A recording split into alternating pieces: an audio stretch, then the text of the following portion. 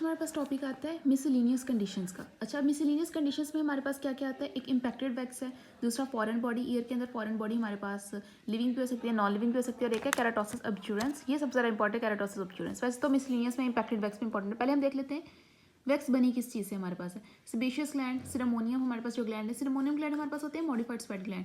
उसके अलावा डी स्केमाटाइड्स हमारे पास एपिथीलियम, मतलब जो एपिथीलियम है उसकी डेब्रिस वगैरह होगी, कैरेटीन होगा, डर्ट वगैरह, इन सब से मिलकर हमारे पास जो है ना वो वैक्स बनी हुई है। हमने बता दी कॉम्पोजिशन। अब यहाँ पे हमने थोड़ा सा ग्लैंड का बता दिया, हमने थोड़ा सा ग्लैंड का बता दिया, सिपेशियस ग्लैंड है और सिरामोनियम ग्लैंड्स है। ठीक है, उसके बाद क्या है कि ये सारे ग्लैंड हमारे पास ग्लैंड्स कहाँ पे ओपन कर रहे हैं? हेयर फॉलिकल्स के अंदर। अच्छा, सेबेशियस ग्लैंड्स हमारे पास क्या प्रोवाइड करते हैं? फैटी एसिड हमारे पास रिच सेक्रेशन, और सिरामोनियम ग्लैंड हमारे पास लिपिड रिच सेक्रेशन प्रोवाइड करवाते हैं। ये इनकी जो है वो टाइप्स हैं। ये फैटी एसिड प्रोवाइड करते हैं और ये लिपिड रिच सेक्रेशन और साथ में पिगमेंट जो ग्रेन्यूल्स है वो प्रोवाइड करते हैं, सिरामोनियम।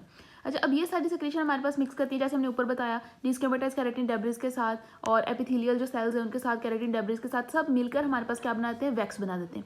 वैक्स हमें क्यों चाहिए ईयर के अंदर? वैक्स का बहुत प्रोटेक्टिव फैक्टर होता है कि वैक्स जो है हमारे पास फॉरेन मटेरियल जो उससे प्रिवेंट करवाएगी, पीएच को मेंटेन रखेगी, बैक्टीरियोस्टेटिक और फंगोस्टेटिक, मतलब बैक्टीरियल फंगल इन्फेक्शन भी इतनी होने देती है, पीएच को मेंटेन रखती है, और फॉरेन बॉडी को सबसे पहली बड़ी चीज़ इंट्रेंस में मना करती है। अच्छा, अब ना नॉर्मली हमारे पास वैक्स क्या होती है? जो भी हमारे ईयर के अंदर वैक्स बनती है वो जॉ की मूवमेंट से आहिस्ता आहिस्ता एक्सपेल आउट हो जाती है। By the movement of jaw वो एक्सपेल आउट हो जाती है फ्रॉम द मीटर्स। लेकिन कुछ लोगों में जिनमें स्वेट ज़्यादा है, मतलब डिफरेंट कंडीशंस, अब कोई पैथोलॉजी आई है, जैसे मैं बताया था किनाल के अंदर कोई ऑब्स्ट्रक्शन है, पहली चीज़ नैरो हो चुकी है। वो ऑब्स्ट्रक्शन हमारे पास क्या हो सकती है? कोई ऑस्टियोमा वगैरह बन सकता है, नैरो हो गई है, कोई लेजन हो गया, किसी भी वजह से हमारे पास जो है वो नैरो हो गई, या फिर दूसरी चीज़ वहाँ पे हेयर स्टिफ हो गए, ऑब्स्ट्रक्शन यानी ऑस्टियोमा बन गया, वैसे हमारे पास कैनाल नैरो हो गई। ये तीन चीज़ें हमारे पास अगर होंगी तो एज अ रिजल्ट हमारे पास क्या हो सकता है? वहाँ पे वैक्स जो है वो इम्पैक्ट रह सकती है और वो हमारे पास फिर एज अ रिजल्ट मसला करेगी। अब हमारे पास इशू क्या क्या आता है? सबसे पहले तो पेशेंट को टिनाइटिस होगा, ठीक है, कान के अंदर जो घंटियाँ हिसिंग साउंड जो है वो होगी। और दूसरी चीज़ हमारे पास, अब देखो वैक्स वहाँ पर ना हमारे पास ब्लॉक हुई हुई है, तो हम क्या कहेंगे कि पेशेंट जो है ना उसको ब्लॉक्ड ईयर फील हो रहा है, सेंसेशन ऑफ ब्लॉकेज है, टिनाइटिस और गिडलिंग जो गिडीनेस है हमारे पास वो फील हो रही है। और हमारे पास क्या होता है? एक कफ रिफ्लेक्स, जब ये वहाँ पे हमारे पास जाती है ना, वहाँ पे अब सारी हमने कहा है कि वैक्स जो इम्पैक्ट हुई हुई है, तो उधर ही हमारे पास जो है वो वेगस नर्व भी है, उसके ऑरिकुलर ब्रांच, तो उसको स्टिमुलेट कर देती है, इसको से कफ रिफ्लेक्स आता है। फर्दर हमारे पास क्या है? अगर ज़्यादा वैक्स हो जाएगी तो बहुत ज़्यादा इंपैक्ट होगी, तो as a result wax granuloma भी बन सकता है। अब हमने निकालना है इसको, वैसे कैसे हम कौन सी टेक्निक से हम जो वैक्स को निकालते हैं? फॉर एग्जाम्पल पहले हमने कहते हैं सिरिंजिंग। अच्छा, अब इसमें हमारे पास क्या टेक्निक है? फर्स्ट ऑफ ऑल पेशेंट को ना हमने कहना है कि वो बिल्कुल जैसे ये यहाँ पे बैठा हुआ है इस तरह बैठ देना है। अब देखो ईयर इसका ना इसने इसको पीछे को पुश किया हुआ है, ऊपर को है थोड़ा सा, ये ऊपर को और थोड़ा पीछे को ऐसे इसने पुश किया हुआ है, तो पोजीशन क्या है? अपवर्ड और बैकवर्ड। ठीक है, ये उसने कहा है कि हमारे पास हमने क्या कैसे करवानी है? पेशेंट को सीट करवा देना है, ठीक है, और टुवर्ड्स एग्जामिनर है, उसके बाद टॉवल हमने रख देना है नेक के, कोई एक किडनी ट्रे रख देनी है ताकि उसके ऊपर जो भी वहाँ पे हमारे पास मटीरियल वगैरह गिरेगा वहाँ पर आके गिरे, और पेशेंट को हमारे पास जो हमने इस तरह बैठा देना है। उसके बाद उसका कान हमने जो है बैकवर्ड और अपवर्ड पुल करना है, जैसे वहाँ पे दिखाया। फिर ना हमने सिरिंज जो है वो कहाँ से? पोस्टीरियो जो स्पीरियर वॉल है ना मीटर्स की, जो एक होती है ये हमारे पास ईयर, ये है जैसे ये ईयर, और ये हमारे पास एक ईयर की आगे होगी जो वॉल होगी, और एक पीछे जो पीछे हमारे पास मैस्टॉइड के साथ भी कनेक्ट करी होती है वो वाली, वहाँ से पोस्टीरियर वाला, और ये उसका स्पीरियर वाला, ये हमारे पास इंफीरियर, ये इसका स्पीरियर, यहाँ से हमने जो है ना वो सिरिंज जो है वो अंदर डालना है। ठीक है, अच्छा, अब हमने सिरिंज ऐसे डालना है कि जो सारा वाटर का प्रेशर हमने बिल्कुल उसमें सिरिंज के अंदर क्या होगा? सिरिंज के अंदर हमारे पास जो वाटर होगा वो वाटर हमने जो प्रेशर से डाल देना है। एज वेल जब हम वाटर जो है प्रेशर से डालेंगे तो वहाँ पे क्या होगा? और ना हमने ये कोशिश करनी है कि वो जो है डीपर टू द वैक्स डले, मतलब फॉर एग्जांपल अगर ये हमारे पास जो है वैक्स सारी इंपैक्ट हुई हुई है तो पानी जो है वो यहाँ ना डले, इधर ना डले, इस तरह यहाँ पे पानी डलेगा तो वैक्स मरते फर्दर पीछे जाएगी, पानी जो है, तभी तो हम सुपीरियर और पोस्टीरियर जगह जो है वो ले रहे हैं ताकि पानी जो है वो यहाँ पे इधर इधर तक प्रेशर बने और फिर वो आगे से जो है इसको निकाल दे। तो उसने कहा pressure of the water build up deeper to the wax, मतलब इससे डीप बने, एक्सपेल कर दे वैक्स आउट को, और जिसकी वजह से बाहर आ जाए। अगर वैक्स बहुत ज़्यादा टाइटली इम्पैक्टेड है तो नेसेसरी है कि पहले हम लोग, मतलब कोई जगह ही नहीं है, हमने कहा ना पोस्टीरियर स्पीरियर सरफेस डालनी है, लेकिन वैक्स सारे बनी हुई है, कोई जगह ही नहीं है, तो पहले हमने जो स्पेस क्रिएट करनी है कि वहाँ से हमारे पास जो पानी जा सके। अदरवाइज सिरिंजिंग इफेक्टिव नहीं होगी, वो तो फर्दर वैक्स को पीछे को पुश कर देगी, यहाँ पे हमारे पास कोई जगह ही नहीं होगी कि पानी जो है वो डीपर अपना जो है वो प्रेशर क्रिएट करके इसको आगे को मूव करवाए।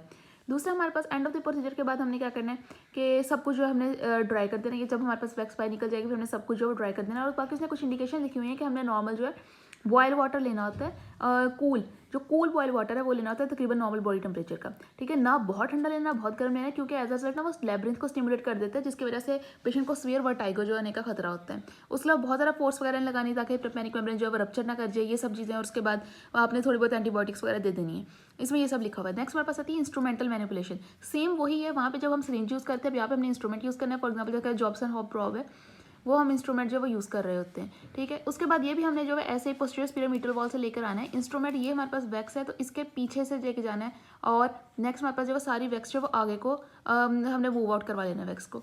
अगर हमारे पास जो है वैक्स बहुत ज़्यादा है तो हमने पहले इसको कुछ पीसेस के अंदर हमारे पास जो है ब्रेक कर लेना है, देन फिर हमने जो उसको रिमूव करवा लेना है। और अगर वैक्स बहुत ज़्यादा सख्त है तो हमने क्या यूज़ करना है, सोडियम बाइकार्बोनेट जो हमने यूज़ कर लेना है, ताकि वैक्स जो है वो सारी जो हार्ड जो है वो उसकी हार्डनिंग खत्म हो जाए। नेक्स्ट आती है हमारे पास कोई फॉरेन बॉडी। फॉरेन बॉडी हमारे पास लिविंग भी हो सकती है, नॉन लिविंग भी। अब नॉन लिविंग फॉरेन बॉडी क्या है, कोई भी हमारे पास ये स्पेशली बच्चों के अंदर जो कानों में डाल लेते हैं, फॉर एग्जाम्पल कोई सीड ग्रेन, राइस, मेज, स्वीट, ऐसा कोई स्लेट, पेंसिल, चौक, ये सब चीज़ें हमारे पास हो सकती हैं। अडल्ट के अंदर कोई मैच स्टिक हो गया, या फिर सुबह से स्क्रैचिंग कर ली ईयर को, या ओवरलुक कर लिया कॉटन स्वैब, या कुछ भी ऐसी चीज़। अब हमारे पास यहाँ पे क्या मेथड है, सेम जैसे वहाँ पे हमने स्ट्रिंजिंग करवाई थी वो करवा सकते हैं, सिंपल फॉर्सेप पकड़ के उससे हम रिमूव करवा देंगे, ठीक है। यहाँ पे हम क्या करवा सकते हैं, सक्शन हमने करवा ली, यहाँ पर हमने जो पोस्चर मतलब पोस्चरल अप्रोच हमने करवा लिया, फिर हमने जो सिंपल इंस्ट्रूमेंटेशन है जो अप्रोच वो करवा ली। नेक्स्ट यहाँ पे कोई इतना खास नहीं है। नेक्स्ट में कहते हैं कि जो लिविंग बॉडी है, कोई भी इंसेक्ट जो है, इन मॉस्किटो या फिर हमारे पास जो है वो कॉकरोच या कोई भी चीज़ हमारे पास जो ईयर केनाल के अंदर चली गई, वो इरिटेशन और पेन करवाएगी। तो अगर जब हम पेन करवाएगी, अब ना नेक्स्ट हमने इसको कैसे हमने रिमूव कराया था, फॉर एग्जाम्पल जैसे मैरगट वगैरह ईयर के अंदर चले जाते हैं, वहाँ पे जाके अपने एग वगैरह दे देते हैं, और जो बाद में मैरगट बन जाते हैं अगस्त, सितंबर, अक्टूबर के महीने में, इनको भी हमने कैसे करना होता है कि बहुत ज़्यादा इनके अंदर वहाँ पर स्वेलिंग हो जाएगी, ब्लड स्टेन हो जाएगा। फर्स्ट ऑफ ऑल हमने क्या करवाना होता है कि जो भी हमारे पास अंदर कोई लिविंग चीज़ गई है उसको पहले हमने करना है कि हम डेड कर लें उसे। ये ना हो कि हम फॉरसेप्स से किसी भी चीज़ को निकालने चले, वो फर्दर अंदर चला जाए। तो डेड हमने कोई क्लोरोफॉर्म वगैरह वाटर डाल के उसे कर लेना, और फिर जो है वो हमने उसको निकालना है। नेक्स्ट आती है हमारे पास केराटोसिस ऑफ चिल्ड्रंस। अच्छा, ये हमारे पास क्या है, इसे हम कहते हैं ब्लूनिंग ऑफ द मीटस भी है। यूजुअली ना हमारे पास डी स्केमेटाइज एपिथेलियम जो है वो उसका पर्ली वाइट मास होगा। डी स्केमेटाइज एपिथेलियम का एक कलेक्शन ऑफ मास हमारे मीटस के अंदर होगी। क्या है, पर्ली वाइट डी स्केमेटाइज एपिथेलियम का जो मास है उसकी कलेक्शन है वहाँ पे हो गई। अब जब हमारे पास ये मास मीटस के अंदर है तो वो प्रेशर क्रिएट कर रहा है, वहाँ पे प्रेशर क्रिएट करेगा तो जो बोन है उसके ऊपर प्रेशर जाएगा, तो बोन जाहिर सी बात है वाइट करेगी, और वहाँ पे हमारे पास जो बहुत सी नर्व्स पड़ी हुई, बाकी फेशियल नर्व्स स्पेशली वहाँ पड़ी हुई, तो उसकी पैरालिसिस हो जाएगी। एटियोलॉजी हमारे पास क्या है, यूजुअली 5 to 20 ईयर्स की एज में होता है, और हमारे पास एक या दोनों कानों को अफेक्ट करवा रहा होता है, और यूजुअली कभी कभार ना एसोसिएट होता है ब्रोंकोइक्टेसिस के साथ, यहाँ पे क्रॉनिक साइनोसाइटिस के साथ, ठीक है।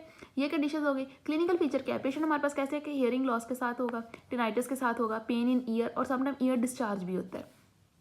एग्जामिनेशन जब हम करवाते हैं तो हमें क्या मिलता है, पर्ली वाइट मास मिलता है ऑफ केराटिन मटेरियल का, डिपोजिट होता है इन सेवरल लेयर्स के अंदर।